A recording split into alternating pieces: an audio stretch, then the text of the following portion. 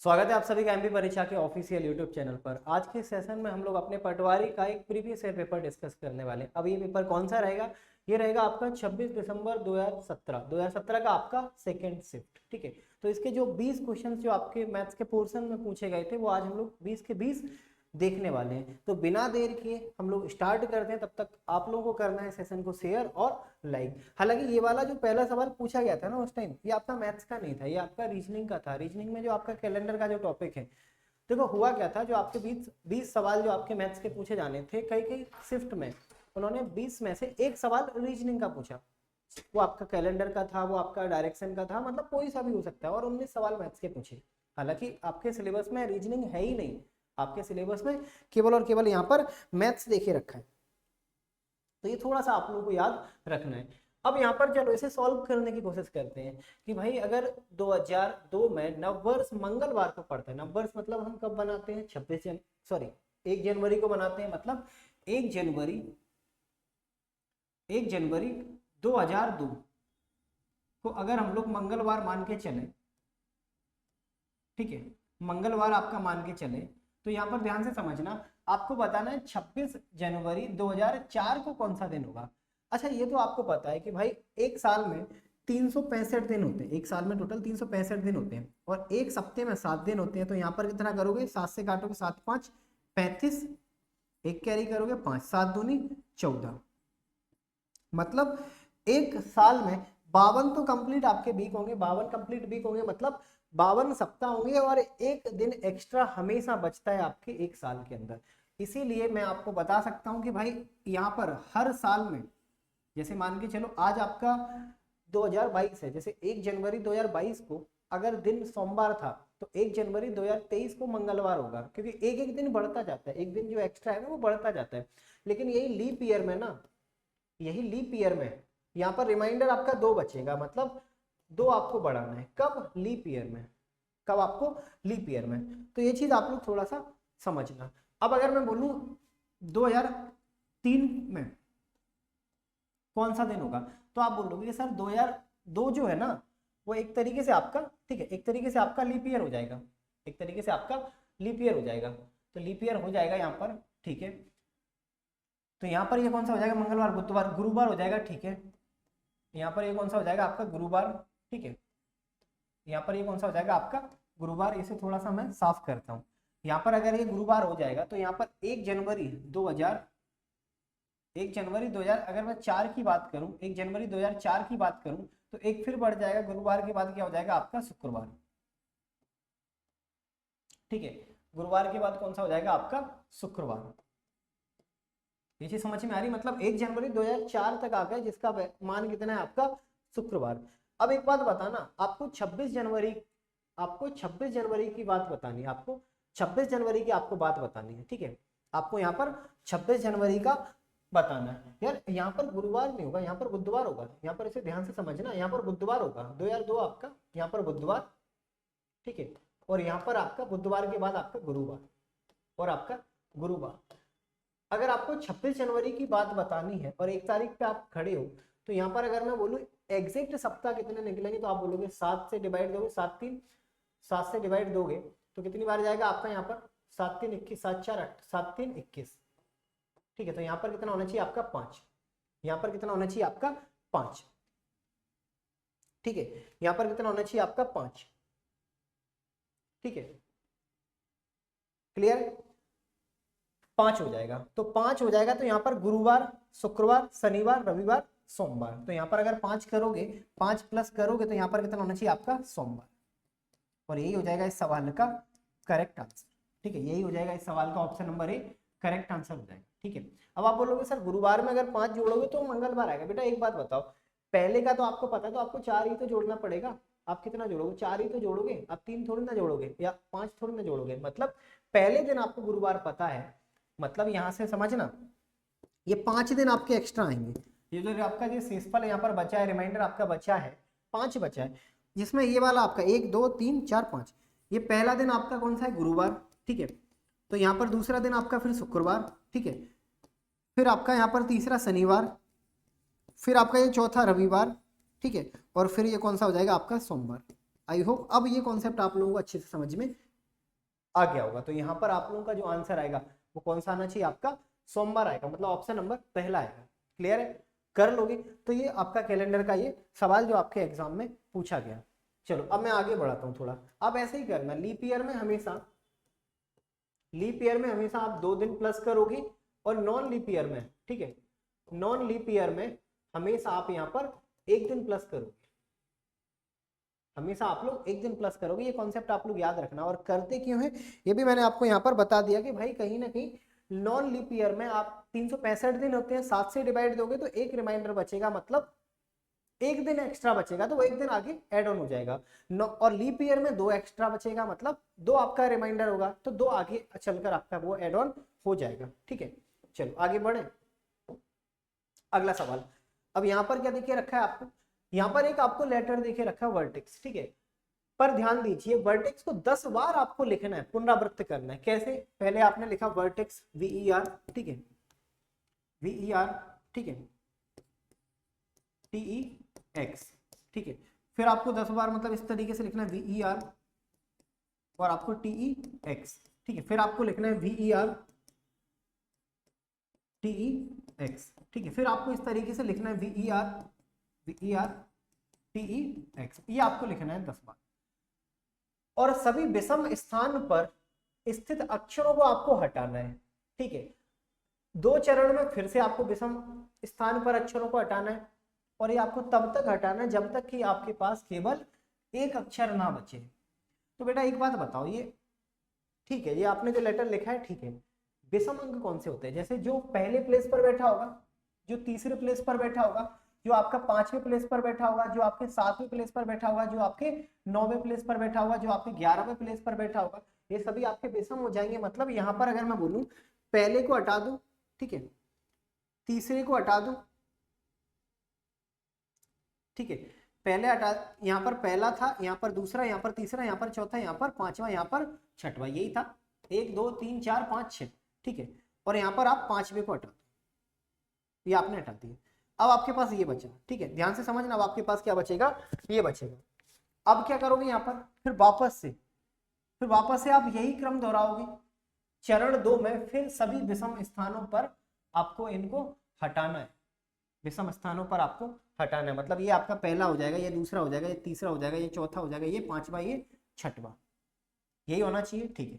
फिर आपको विषम स्थान को हटाना है, मतलब पहले को हटाओगे, ठीक है, पहले को हटाओगे और यहाँ पर आप x को हटाओगे, मतलब तीसरे को हटाओगे। ऐसे करते करते आपको ये क्रम दोहराते जाना है, ऐसे करते करते ये क्रम आपको दोहराते जाना है। लास्ट में आपके पास केवल एक अक्षर बचेगा, लास्ट में केवल आपके पास एक अक्षर बचेगा, और उस एक अक्षर की आपको बतानी है वैल्यू कौन सी होगी, V होगा, T होगा, X होगा, या फिर आपका E होगा। चलो आई होप अब ये कॉन्सेप्ट आप लोगों को समझ में आया हो। तो यहाँ पर VER, ठीक है, TEX, तो यहाँ पर पहला, ये दूसरा, ये तीसरा, ये चौथा, फिर आपका ये पांचवा VER, ठीक है, TE आपका VER TE आपका X, ठीक है, ये आपने लिख लिया 5 बार। तो यहाँ पर क्या करोगे, पहले आप कैसे हटाओगे, 1, ठीक है, 2 3 4 5, ठीक है, 5 6 7, 7 के बाद क्या आ जाएगा आपका 8 9, ठीक है, 9 के बाद ये वाला आ जाएगा, ठीक है, ये वाला आ जाएगा, और ये वाले के बाद ये वाला, फिर ये वाला, ठीक है, फिर आपका ये वाला, इस टाइप से ये आपका चलता जाएगा, इस टाइप से ये आपका चलता जाएगा, ये क्रम आप लोगों का चलता जाएगा। आई होप अब आप लोगों को ये लाइन समझ में आई होगी।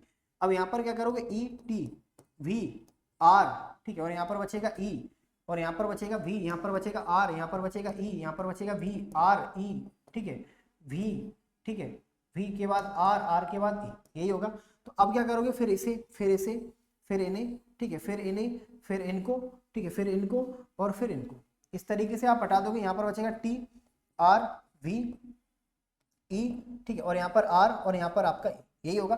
फिर आप इनको हटा देना, फिर इनको हटा देना, फिर इनको हटा देना, फिर इनको हटा देना, आपके पास बचेगा R और यहाँ पर आपका E। फिर आप पहले को हटा देना, आपके पास बचेगा केवल E, मतलब ऑप्शन नंबर डी। तो आप लोगों के मन में एक डाउट आएगा, आप लोगों के मन में डाउट ये आएगा कि सर एक बात बताओ, यहाँ पर 10 बार लिखा था, आपने 5 बार लिखा, कोई फर्क नहीं पड़ता, कोई फर्क नहीं पड़ेगा, आप 10 बार 5 बार कुछ भी करो, आपका आंसर ई ही आएगा, आपका आंसर ई ही आएगा। और आयोग ने भी अपना आंसर कहीं ना कहीं ई को ही माना है, आप कितनी बार भी इन्हें रिपीट कर देना, आपका आंसर नहीं बदलेगा। अब आपके मन में दूसरा सवाल आएगा कि सर ये तो बताओ ये कौन सा टॉपिक का है जिसमें इतना टाइम लगेगा। तो बेटा ये कोई टॉपिक का नहीं है, मैथ्स के अंदर देखोगे किसी भी टॉपिक में आपको ऐसे सवाल नहीं मिलेंगे, ये केवल लॉजिक का है। आप चाहो तो इसे रीजनिंग में भी काउंट कर सकते हो, ये केवल और केवल लॉजिक है और लॉजिक पर बेस्ड आपको सवाल सॉल्व करना है। इसका कोई दूसरा कॉन्सेप्ट नहीं है कि आपको कहीं फॉर्मूला कोई बता दे कि इस फॉर्मूले में वैल्यू को पुट कर देना और अपना आंसर निकाल लेना, ऐसा भी नहीं कर पाओगे। तो ये खासकर आप लोग चीजों को ध्यान रखना। अगला सवाल, अगला सवाल, अब यहां पर कितना है आपका 2 1 2 1 2 1, ठीक है 2 1 2 1 भाई साहब यहां पर आपको 21 21 21 21 21 21, ठीक है यहां पर आपको क्या देखे रखा है 12 12 12 12 12, ठीक है ये देखे रखा है। आपको बताना है न्यूनतम पदों का लघुकृत वर्ण होगा, यहाँ अंश और हर में कोई भी आपका गुणनखंड ना हो, मतलब एक तरीके से आपको इनको सिंपलेस्ट फॉर्म में ले जाना है, एक तरीके से आपको इनको सिंपलेस्ट फॉर्म में ले जाना है।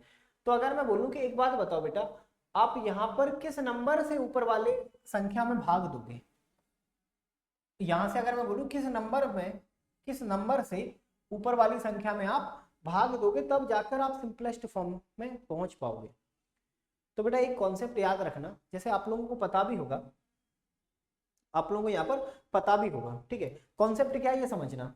यहाँ पर 21, ठीक है यहाँ पर 3 3 सत्ते 21, ठीक है 3 से भाग दे देना, क्योंकि यहाँ पर भी 3 से आप डिवाइड दे पाओगे, यहाँ पर भी 3 से डिवाइड दे पाओगे, दोनों चले गए तो 0 लगा देना, फिर 3, ठीक है फिर 0 लगा देना, फिर 3 फिर 0 लगा देना, ठीक है फिर 3 और फिर 3 के बाद 0 लगा देना, फिर 3, ठीक है और आपका 0 और यहाँ पर लास्ट में बचेगा आपका 3, यही होगा, ठीक है और यहाँ पर भी सेम इसी नंबर से आप लोग डिवाइड दे दो, सेम इसी नंबर से आप लोग डिवाइड दे दो, ये चीज समझ में आ रही।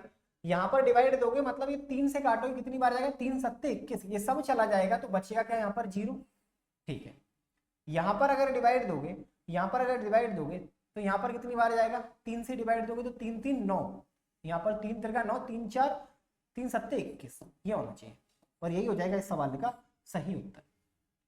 तो यहां से आपको एक कॉन्सेप्ट क्या समझना है कि अगर एक बार आप डिवाइड देते हो और कंप्लीट नंबर चला जाएगा तो आपको उस नंबर के लिए एक 0 लगाना पड़ता है, पता भी होगा आप लोगों को पता भी होगा। जैसे मैंने बोला कि यहाँ पर 1 2, ठीक है 5 6, ठीक है 8 8, इसमें अगर आप 4 से भाग देते हो तो इसमें आप अगर 4 से भाग देते हो तो आपका जो आंसर आएगा 4 3 12, 4 1 4, 4 4 16, 4 दूनी 8, 4 दूनी 8, ये नहीं आना चाहिए। यहाँ पर दशमलव कितने अंक 1 2 3 4 5 6, 1 2 3 4, ठीक है आपका कहीं ना कहीं यहाँ पर 0 को भी आपको इसमें फिट बिठाना पड़ेगा, आपको यहाँ पर 0 को भी फिट बिठाना पड़ेगा।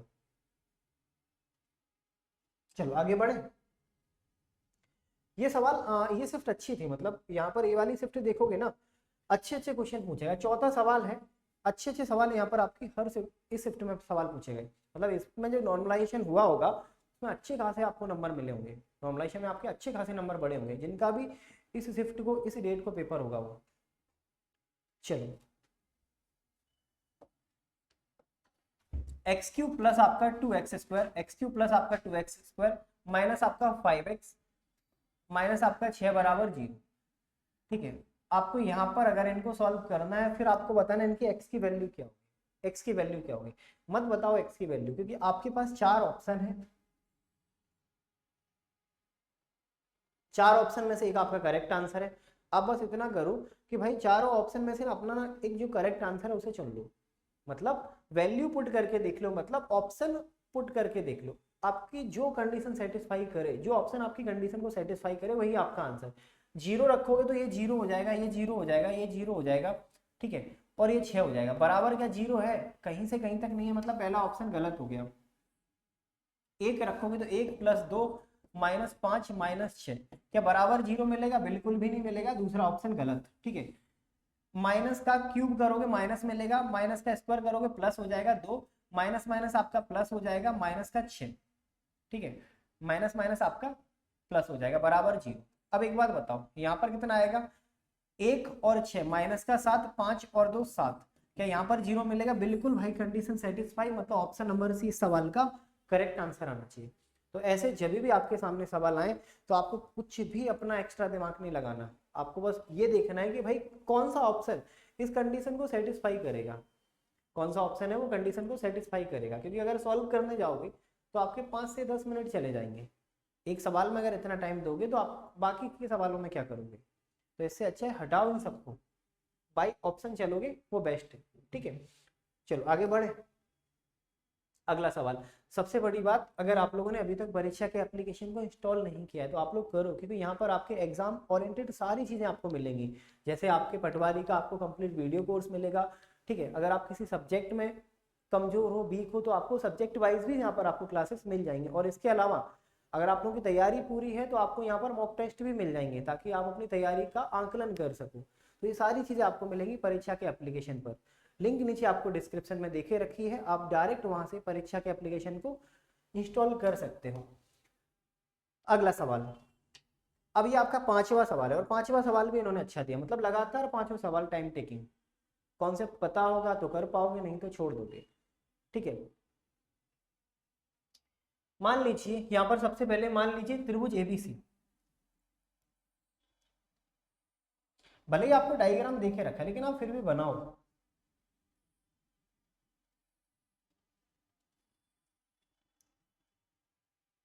ठीक है, ये आपका ए हो जाएगा, ये आपका बी हो जाएगा, और ये आपका सी हो जाएगा, और यहां पर आपका ये ए डी हो जाएगा, ये आपका डी हो जाएगा। ठीक है, आपको ए बी सी ये देखिए रखा है 50 डिग्री, ये देखिए रखा है 50 डिग्री। ए डी आपका बी ए सी का अर्धक है, मतलब इंटरनल एंगल वाई सेक्टर है। बी सी ए ये आपका एंगल वाई सेक्टर है। तो आपको ये वाली वैल्यू बतानी, ए डी सी की वैल्यू बतानी है। ये वाली वैल्यू के लिए एक मैंने आपको फॉर्मूला भी लिखाया था। फॉर्मूला क्या था कि 90 प्लस अपोजिट जो भी आपको एंगल दिखे ना उसका हाफ जोड़ देना, मतलब 90 और आपका अपोजिट जो भी एंगल हो उसका हाफ करके जोड़ देना। यही एक और कॉन्सेप्ट समझना इसी सवाल में, सेम कॉन्सेप्ट है, बस जो आपके एंगल वाई सेक्टर है ना वो ट्राइंगल के अंदर ना बनकर ट्राइंगल के बाहर बनेंगे। तो ये वाला एंगल अगर आपको बताने के लिए वो बोले तो आप बेटा याद रखना सेम फॉर्मूला रहेगा, 90 माइनस अपोजिट जो आपका एंगल है उसका हाफ आप घटा देना। और याद रखना इन दोनों एंगल का वैल्यू, मतलब इन दोनों एंगल का सम हमेशा 180 डिग्री होता है। कैसे? पॉजिटिव नेगेटिव कैंसिल आउट हो जाएगा, 90 और 90 आपका 180 हो जाएगा। ये कॉन्सेप्ट आप याद रखना। तो अगर बाहर वाला पूछे बिल्कुल सवाल में मेंशन करेगा कि अंदर एंगल वाई सेक्टर जाएगा या फिर बाहर जाएगा। बाहर जाएगा तो माइनस करोगे, अंदर जाएगा तो प्लस करोगे। अब जल्दी से सवाल का आंसर बताओ। 90 प्लस आपका बी मतलब 50 का आधा आपको जोड़ना है। तो यहाँ पर कितना आना चाहिए आपका 90 प्लस आपका यहाँ पर 25, ये होगा। तो 90 और 25 को अगर जोड़ोगे तो 115 आएगा। ठीक है, और यही सवाल का आंसर हो जाएगा। मतलब ऑप्शन नंबर सी सवाल का करेक्ट आंसर आना चाहिए। ऑप्शन नंबर सी सवाल का करेक्ट आंसर आएगा। क्लियर है? आई होप ये वाला कॉन्सेप्ट आप लोगों को समझ में आया हुआ है। ये सवाल आपका जियोमेट्री, मतलब ये वाली प्रॉपर्टी आपको जियोमेट्री के अंदर देखने को मिलेगी, और जियोमेट्री में भी ट्राइंगल के अंदर देखने को मिलेगी। ठीक है, इसे आप इन सेंटर में देखना। इन सेंटर मतलब जियोमेट्री के अंदर आपकी ये प्रॉपर्टी रहेगी अंत केंद्र में। अगला सवाल, अब ये थोड़ा सा इन्होंने राहत भरा काम किया, अच्छा सवाल देखे, मतलब इजी सवाल देखे। अब यहां पर क्या है, एक बात बताओ, ध्यान से समझना, थोड़ा सा लॉजिक लगाओ कि कम से कम समय में एक्यूरेट आंसर निकालना है। तो ऐसा क्या लॉजिक लगाओगे इस सवाल में, ऐसा क्या कॉन्सेप्ट लगाओगे कि आपको ना मल्टीप्लाई करना पड़े, ना डिवाइड करना पड़े, ना एलसीएम एचसीएफ कुछ भी ना करना पड़े, डायरेक्ट आंसर आ जाए। तो एक मैं आपको कॉन्सेप्ट समझाता हूँ कि आप इन्हें इस तरीके से लिख सकते हो 149 प्लस इस 3 को यहाँ पर 1 प्लस 2 वाई 1/2 लिख सकते हो, माइनस 2 सही 1/2 लिख सकते हो, बिल्कुल लिख सकते हो। क्या यहाँ पर आप इन दोनों को जोड़कर 150 कर सकते हो? क्या यहाँ पर इन दोनों को आप इस तरीके से लिख सकते हो? तो आप बोलोगे सर बिल्कुल लिख सकते हैं।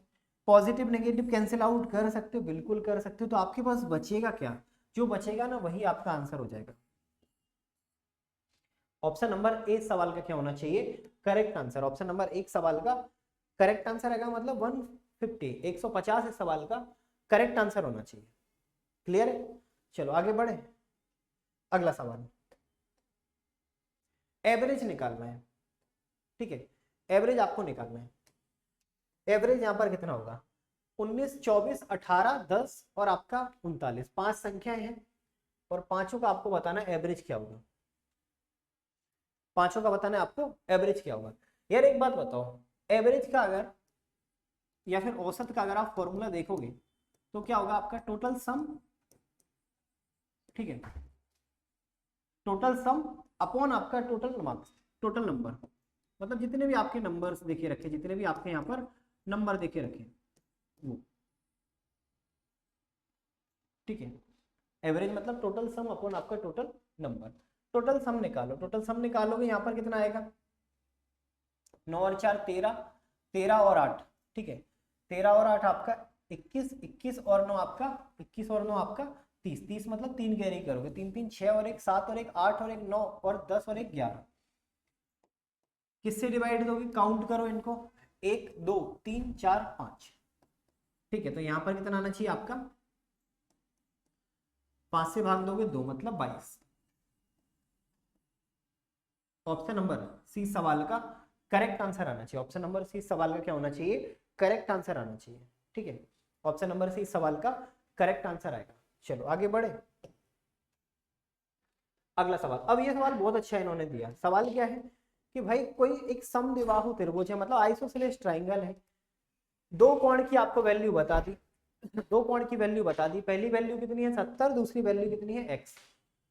तीन संभावित मानों का योग बताओ, तीन संभावित मानों का योग बताओ। तीन संभावित मानों का आपको योगफल बताना है। देखो दो परिस्थितियां बनेंगी, दो परिस्थितियां बनेंगी और वो परिस्थितियां कौन सी होंगी?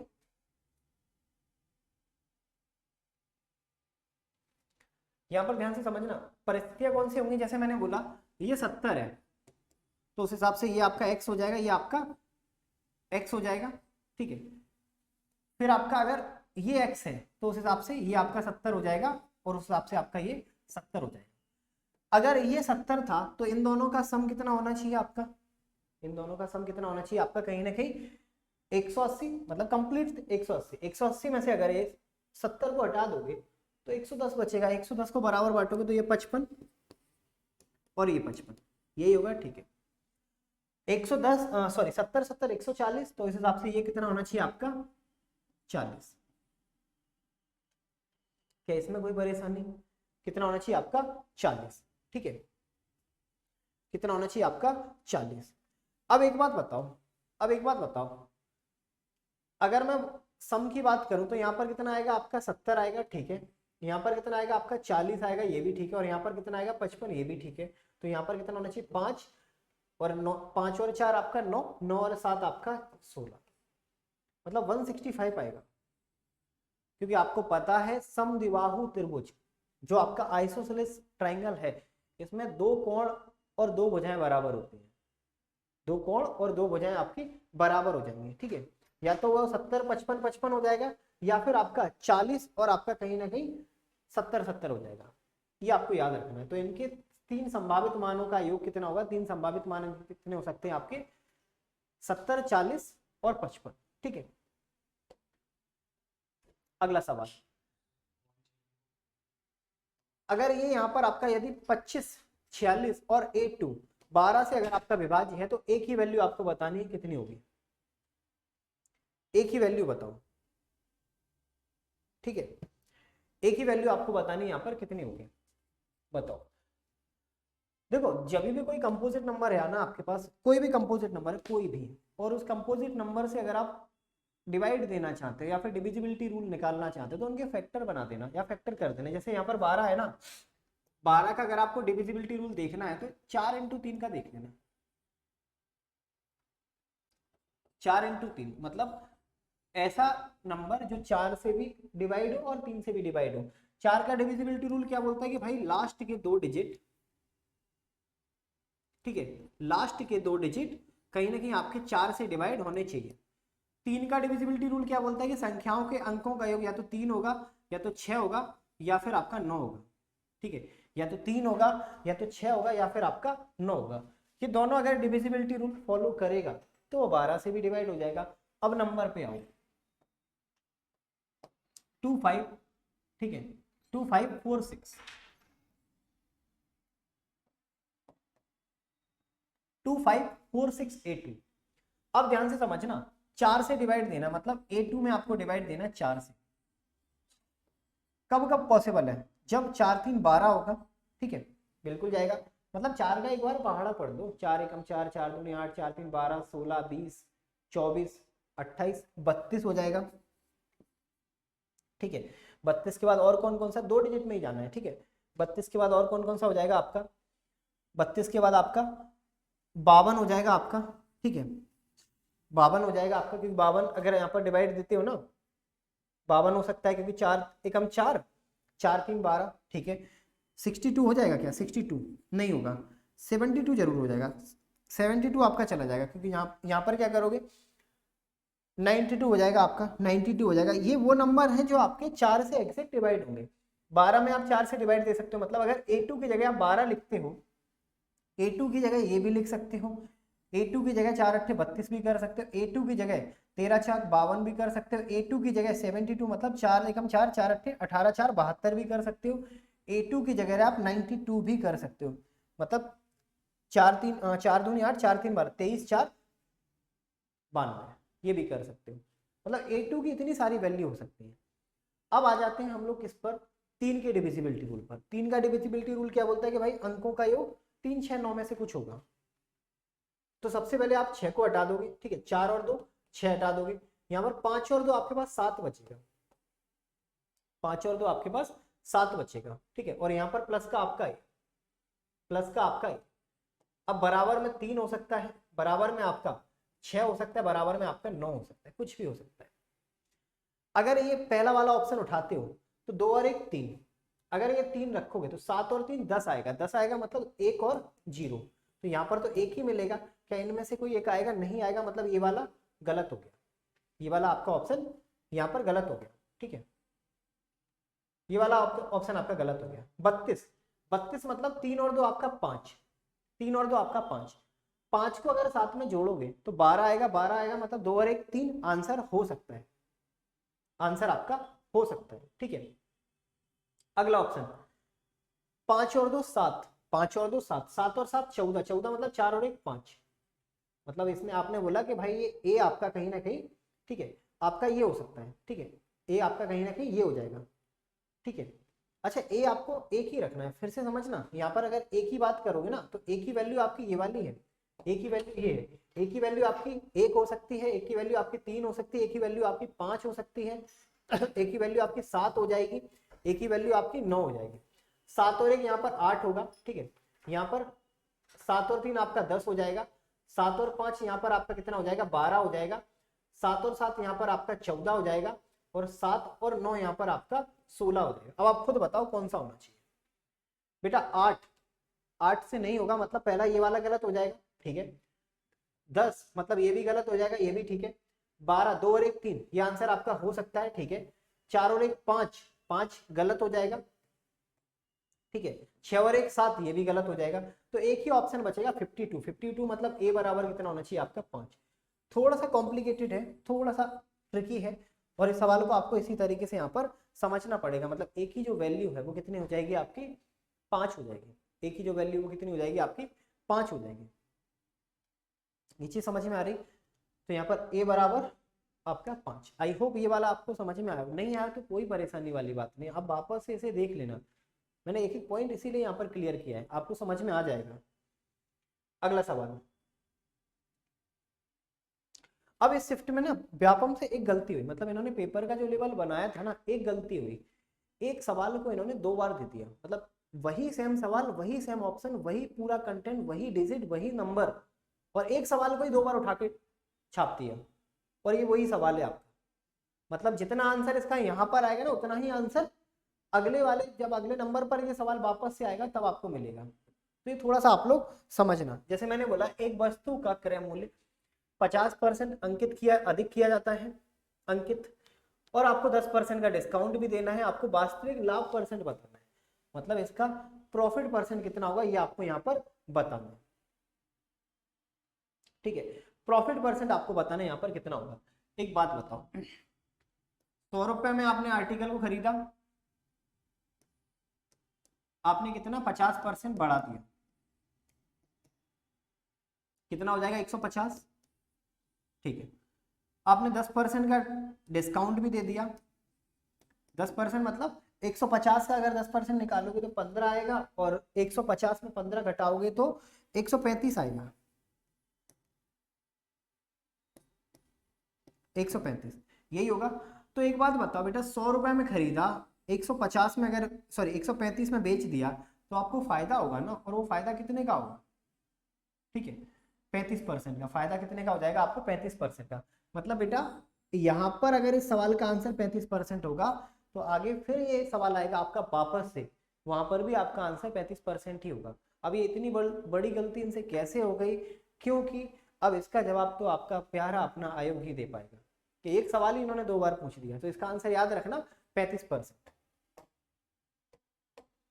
अगला सवाल, गगन 30 मिनट में पूरे कागज से अपनी कॉपियों को आवृत कर सकता है, 6 मिनट में उसने कितना कार्य किया होगा? इसका आपको परसेंटेज वैल्यू बतानी है, इसका आपको परसेंटेज वैल्यू बतानी है, 6 मिनट में उन्होंने कितना काम किया होगा। एक बात बताओ, टोटल काम कितना है आपका? 100%। टोटल काम कितना है आपका? 100%। अगर टोटल काम आपका 100% है जो आपके 30 मिनट के बराबर है, अब इस 30 में से अगर आप 6 मिनट का काम देखना चाहते हो, इस 30 मिनट में आप अगर 6 मिनट का काम देखना चाहते हो तो 6 मिनट का परसेंटेज बताओ। 6 मिनट का परसेंटेज बताओ, किस पर बताओगे? टोटल काम पर। ठीक है, 0 से 0 काटोगे, 3 से काटोगे, 3 दूनी 6, मतलब 20%।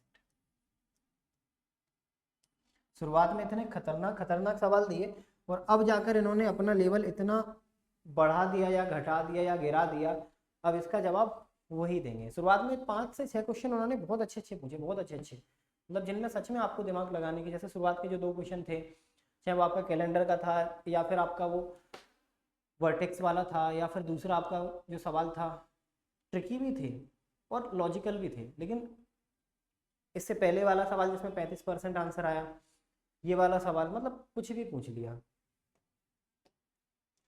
अब देखो, अब इसे ध्यान से आप लोग पढ़ो, इसे ध्यान से आप लोग पढ़ो। क्या इसमें कुछ भी आपको, मुझे तो कोई डिफरेंस समझ में नहीं आया इस सवाल में, कोई भी आपको इसमें डिफरेंस समझ में आया? कुछ भी, इत्तू सा भी क्या आपको? देखो, अपनी पारखी नजरों से देखो, एक वस्तु का क्रय मूल्य अगर आप 50% बढ़ाते हो, ठीक है, और दुकानदार अंकित मूल्य पर 10% का डिस्काउंट देता है, तो अंतिम लाभ परसेंट आपको बताना है। मतलब वही यार, सेम चीज है कि 100 में खरीदा, 150 एमआरपी बनाई, 135 में बेचा, मतलब सीधा सा आपको 35% का लाभ हो गया। ये हो गया 35% का लाभ, मतलब इतनी जल्दी। अब मुझे जो अंतर समझ में आया ना, बस इतना सा समझ में आया कि वहां पर जो आपका आंसर था वो ऑप्शन नंबर बी पर बैठा था, और यहाँ पर जो आपका आंसर है वो पहले पे ही बैठा है, मतलब ढूंढने की भी जरूरत नहीं। अब ये गलती आपको लगेगा कि भाई ये गलती मतलब टाइप हम लोगों की टाइपिंग में हुई, ऐसा कुछ भी नहीं। आप उठाकर देखना सेम इस शिफ्ट का, सेम यही वाला पेपर उठा के देखना, 10वें नंबर पर भी आपको यही सवाल मिलेगा और 12वें नंबर पर भी आपको यही सवाल मिलेगा। Answer same, digit same, number same, condition same, chapter same, topic same, सब कुछ सेम। एक बार की मेहनत 2 बार का फल, मतलब एक मेहनत का आपको 2 बार फल मिला इसमें। ठीक है, अब उसमें ऑप्शन थोड़े से इन्होंने चेंज किए, देखना यहाँ पर जो ऑप्शन 40 35 32 30, बस इतना अंतर है, 40 35 32 30 यहाँ पर। ठीक है, यहाँ पर कितना था? 35 30 25 45, बस ऑप्शन थोड़े से बदले और जो सही आंसर है उसे उन्होंने पहले भी रख दिया। अगला सवाल, 2 सिक्कों को एक बार उछाला गया, दोनों के शिखर आने की प्रायिकता आपको बतानी है। क्या होगी कि दोनों पर आपका शिखर आप मतलब हेड आ जाए। एक सिक्के के 2 ही पहलू होंगे, एक सिक्के के आपके 2 ही पहलू होंगे, एक तो आपका हेड होगा और दूसरा आपका टेल होगा, दूसरा आपका टेल होगा। ठीक है, और ऐसे अगर आपने 2 सिक्के उछाल दिए तो टोटल प्रायिकता कितनी बन जाएगी? फिर आपके हेड आने की और फिर आपके टेल। मतलब टोटल 4, मतलब टोटल अगर आप देखोगे यहाँ पर टोटल प्रायिकताएं आप देखोगे तो आपकी टोटल प्रायिकताएं कितनी बनेंगी? 4। कैसे बनेंगी ये आपके सामने मैंने बना दी। अब समझना, पहली बार आपने एक सिक्का उछाला, हो सकता है पहली बार हेड आ जाए, टेल आ जाए। अगली बार फिर आपने सिक्का उछाला, हो सकता है कि टेल ही आ जाए, ठीक है। या ये कंडीशन पहली बन जाएगी, हो सकता ये भी तो हो सकता है कि पहली बार में हेड आ जाए, दूसरी बार में भी हेड आ जाए। ये भी तो हो सकता है कि हेड के बाद टेल आ जाए। इसमें क्या बुराई है कि यहाँ पर आपका हेड के बाद टेल आ जाए। ये 4 कंडीशंस बनाई जा सकती है, ये 4 कंडीशन बनाई जा सकती है। अब इनमें से आपको चाहिए क्या? इनमें से चाहिए आपको शिखर आने की संभावना, मतलब हेड आने की, कि दोनों बार में हेडेड आ जाए। तो बेटा दोनों बार में हेडेड आएगा मतलब एक ही ऐसी प्रायिकता आपको दिखेगी, इसके अलावा तो कुछ भी नहीं दिखेगा, मतलब 1/4। या फिर दूसरे तरीके से भी अगर वो आपसे पूछे तो 0.25%। अगर परसेंट में भी आपको अपना आंसर बताना हो तो ऑप्शन नंबर सी सवाल का क्या होना चाहिए? करेक्ट आंसर होना चाहिए। ऑप्शन नंबर सी सवाल का क्या हो जाएगा? करेक्ट आंसर हो जाएगा, ठीक है।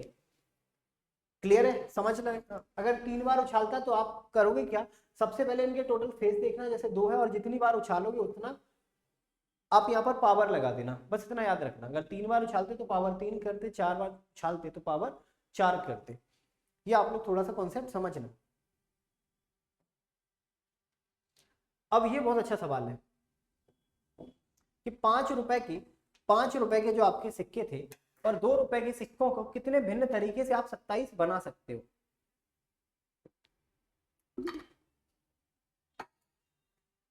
आपको टोटल पॉसिबिलिटी देखनी है, और पॉसिबिलिटी भी किसकी? 27 रुपए बनाने की।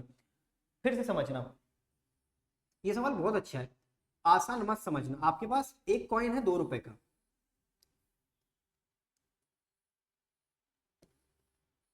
आपके पास एक कॉइन है 2 रुपए का, एक कॉइन है आपके पास 5 रुपए का, ठीक है। आपके पास दूसरा कॉइन कौन सा है? 5 रुपए का। अब पहली पॉसिबिलिटी कि आप 27 रुपए बना लो, पहली तो यही हो जाएगी कि 5 रुपए के कॉइन को आप 5 इकट्ठे कर लिए, मतलब टोटल 25 रुपए ये हो गए। और 2 रुपए के कॉइन को आपने एक उठा लिया, मतलब यहाँ पर 2 रुपए आ गए आपके पास, तो टोटल इनको जोड़ोगे तो 27 ही आएगा। एक ये भी पॉसिबिलिटी, मतलब ये भी एक आपका संयोजन हो सकता है, ये भी आपका पेयर एक कॉम्बिनेशन हो सकता है, ये भी कॉम्बिनेशन हो सकता है। दूसरे कॉम्बिनेशन की बात करूं तो मुझे यहाँ तक याद है कि 2 का जो कॉइन है उसके आप 11 कॉइन ले आओ, तो यहाँ पर टोटल 22 रुपए हो जाएंगे। जो 5 का कॉइन है उसे केवल आप एक लेके आ जाओ, तो यहाँ पर आपके 5 हो जाएंगे, मतलब यहाँ पर भी आपको 27 मिल जाएंगे। एक ये भी आपका कॉइन, ये भी आपका पेयर हो सकता है। इसके अलावा और कोई पेयर आप लोगों को याद है? और कोई भी पेयर आप लोगों को याद है? एक पेयर और मुझे यहाँ तक याद आ रहा है, 5 का जो कॉइन है ना, इसके 3 सिक्के ले आओ, तो यहाँ पर कितना मिलेगा आपको? 5 3 15, ठीक है। 5 3 15 यही होगा। अब 15 में कितना कम है? 27 लाने के लिए ना 17, 6 कम है, मतलब 2 के आपको यहाँ पर फिर से 3 कॉइन लेके आने पड़ेंगे। 3 दूनी 6, नहीं 3 नहीं 8 लेके आओ। कितने? 27 में कम है, 7 में से 5 जाओगे 12, 6 लेके आ जाओ, 6 दूनी 12। तो इनको भी आपको जोड़ने पर 27 ही मिलेगा, 6 दूनी 12, 5 3 15। क्या इनके अलावा और कोई इनका कॉम्बिनेशन आप बना सकते हो? सोचो सोचो, थोड़ा सा दिमाग पे जोर लगाओ, कोई और कॉम्बिनेशन बन सकता है क्या? अब नहीं बन पाएगा, अब ज्यादा सोचोगे तो दिमाग फट जाएगा। तो यहाँ पर फटने से अच्छा है आंसर टिक करो और आगे बढ़ो। सबसे बड़ी बात, पहली बात तो ये कि आपको इस सवाल को पहले समझना था कि यहाँ पर वो आपसे बोल क्या रहा है, मतलब आपसे पूछा क्या जा रहा है। आपसे जो बोला जा रहा है, आपसे जो पूछा जा रहा है, वो कॉम्बिनेशन के बारे में पूछा जा रहा है। मतलब कितनी बार आप इन नंबर्स को यहाँ पर लगा सकते हो, इनको लिख सकते हो। तो पहला 27 लाने का ये तरीका हो सकता है, दूसरा 27 को लाने का ये तरीका हो सकता है, तीसरा आपका ये हो सकता है। इसके अलावा कोई भी तरीके नहीं हो सकते। ये वाले मैंने जितने भी नंबर लिखे हैं ये कॉइन का फेस है, कॉइन का फेस, ये उनके नंबर लिखे हैं कि इतने नंबर होने चाहिए, ठीक है। आगे बढ़े, अगला सवाल। अगला सवाल आपको बताना क्या है इनका? आपको मध्यानुपाती बताना है, आपको इनका मध्यानुपाती बताना है, ठीक है। मध्यानुपाती मतलब मीन प्रपोर्शन आपको बताना है किसका? 6 + 27 और 6 माइनस आपका यहाँ पर 27, 6 प्लस 27। देखो अगर आप मीन प्रोपोर्शन निकालना चाहते हो, अगर आप लोग मीन प्रोपोर्शन निकालना चाहते हो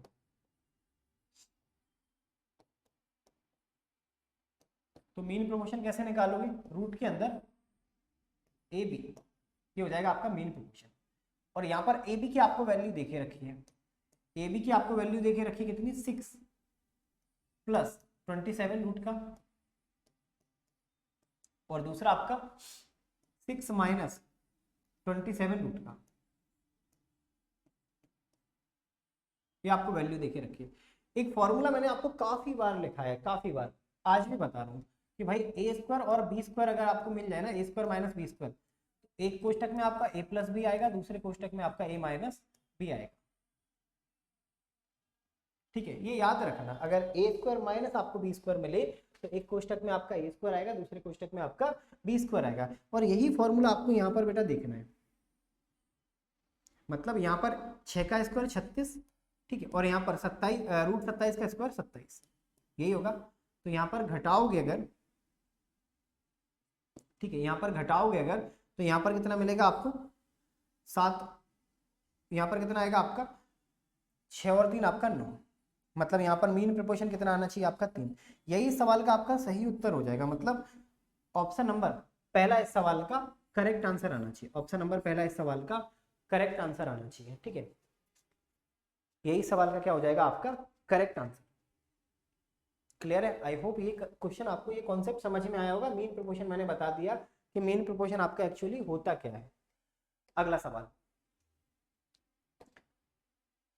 अगला सवाल, यदि दो संख्याओं का महत्तम समापवर्तक आपका 2 है, उनका लघुत्तम समापवर्तक आपका 70 है, तब वो संख्या आपको बतानी है कौन सी होंगी। अच्छा, एलसीएम और एचसीएफ की जब भी बात आई ना, जब भी हम लोगों ने एलसीएम और एचसीएफ देखा है या सामने हम लोगों के आया है, तो मैंने हमेशा आपको 2 कॉन्सेप्ट बताए हैं, और मैंने उसके साथ ये भी बताया है कि एलसीएम और एचसीएफ में सबसे ज्यादा जो क्वेश्चन रिपीट होते हैं, सबसे ज्यादा जो क्वेश्चन पूछे जाते हैं वो इन्हीं दोनों कॉन्सेप्ट से आते हैं। जैसे first number multiplied by second number बराबर एलसीएम मल्टीप्लाइड बाई आपका एचसीएफ। दूसरा कॉन्सेप्ट मैंने आपको क्या बताया कि भाई ए बी इंटू आपका एचसीएफ बराबर आपका एलसीएम। ये 2 कॉन्सेप्ट आप लोग याद रखना, इन्हें लिख लो कहीं, सबसे ज्यादा सवाल आएंगे, सबसे ज्यादा। आपको बताने का 2 संख्याओं का एलसीएम एचसीएफ आपको देके रखा है। एक बात बताओ, संख्याओं का अनुपात मान लो ए बी है और इनका एचसीएफ कितना है 2, और बराबर यहाँ पर कितना 70, तो इन संख्याओं के अनुपात का मल्टीप्लाई कितना आएगा, 2 से काटोगे 35, यही काटोगे। अब आप थोड़ा सा लॉजिक लगाओ कि 2 संख्याओं का अनुपात था और उनका आपने आपस में मल्टीप्लाई किया, तो कौन कौन सी कंडीशंस हो सकती हैं।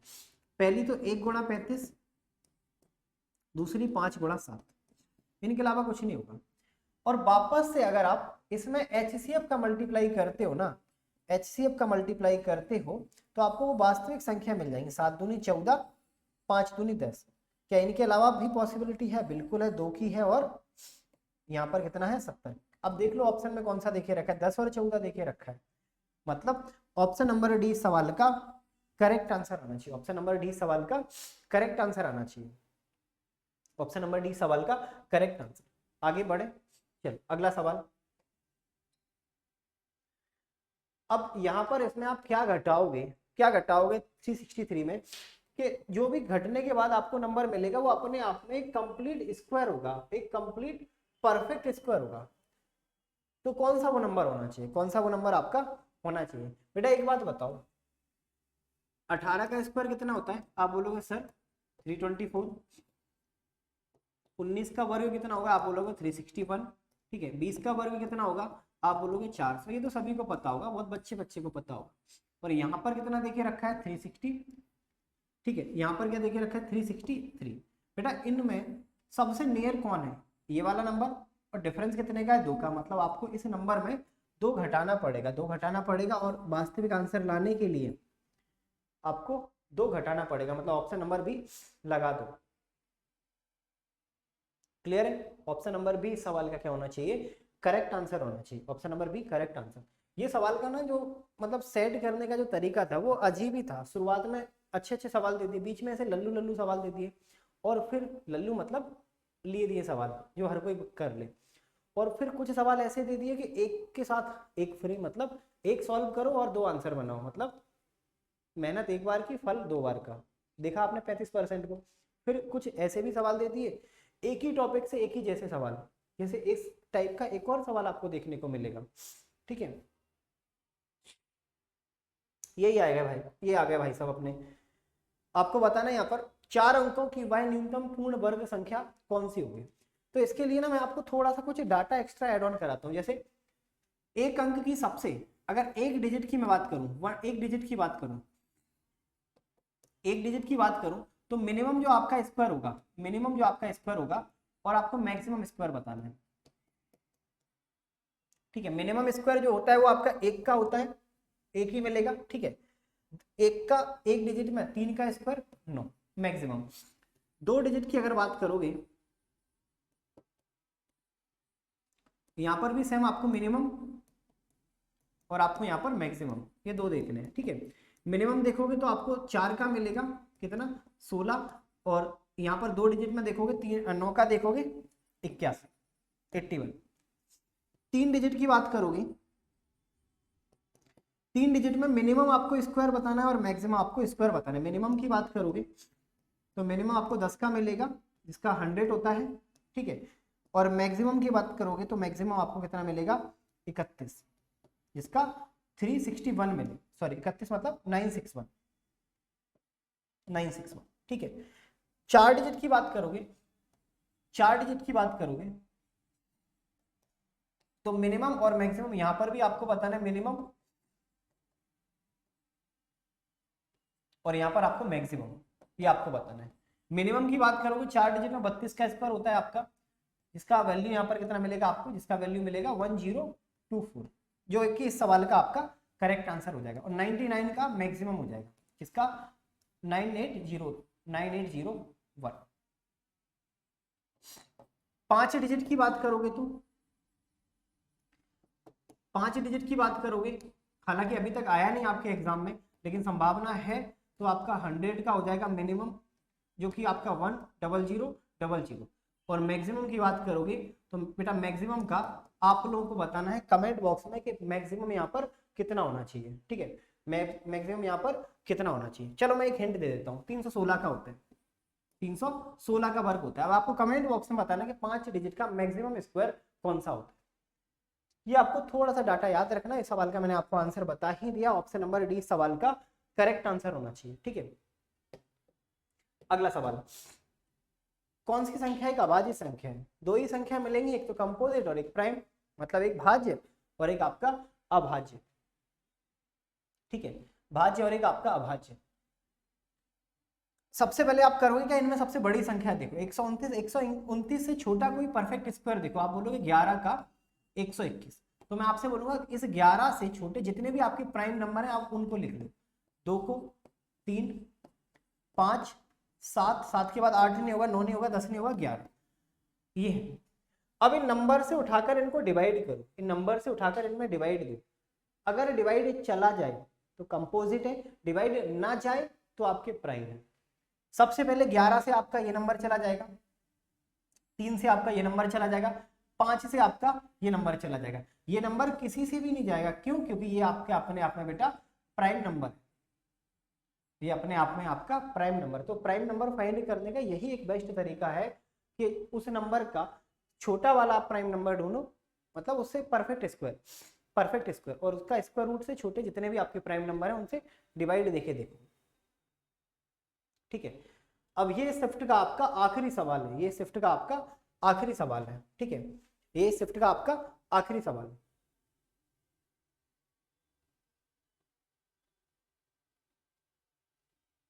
ठीक है, ये शिफ्ट का आपका आखिरी सवाल। 2 शहर ए और बी की जनसंख्या आपको 5 और 6 के अनुपात में देखे रखी है। 6 शहर ए की जनसंख्या शहर बी की जनसंख्या के कितने परसेंट है, ये आपको व्यक्त कर दिए। यार एक बात बताओ, ए और बी यहाँ पर कितना मिलेगा आपको, 5 और 6। अब आपको ये बताना है शहर ए की जनसंख्या, शहर ए की जनसंख्या 5 है, ठीक है, शहर बी की जनसंख्या के कितना परसेंट है।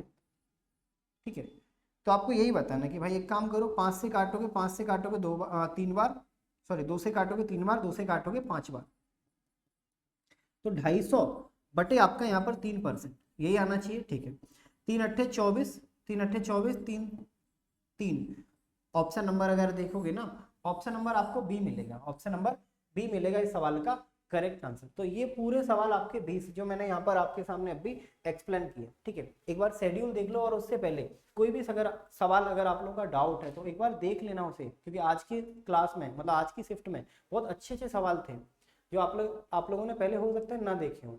उससे पहले आप लोग शेड्यूल देख लो। पर डे आपका 11 बजे रहेगा आपका पटवारी के लिए कंप्यूटर का क्लास, 12 बजे रहेगा आपका पटवारी के लिए मैथ्स का क्लास, और हाँ पंचायती राज ग्रामीण अर्थव्यवस्था रहेगा आपका 1 बजे, एमपीजी के रहेगा आपका पटवारी के लिए 2 बजे।